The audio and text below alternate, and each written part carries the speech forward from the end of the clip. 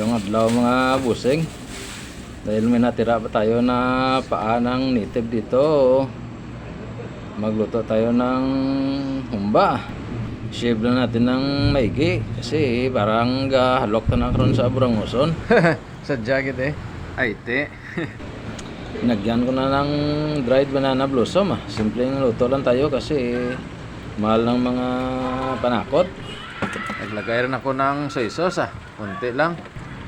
Mas masarap talaga kasi pag paa ang gamitin mo pag nagluto kayo ng humba. Kasi yan nga sa collagen, yun nga kailangan maglagay ng pampalapot. Hindi bala, naglagay rin ako ng komersyal na suka. Kasi ang sukang niyog ko, do wala pagkapang lagas. Nilagyan ko na rin ng asukal from Central Carlota, URC. Shout out nga pala sa mga small planters dyan. Kamusta na mga purisa tada?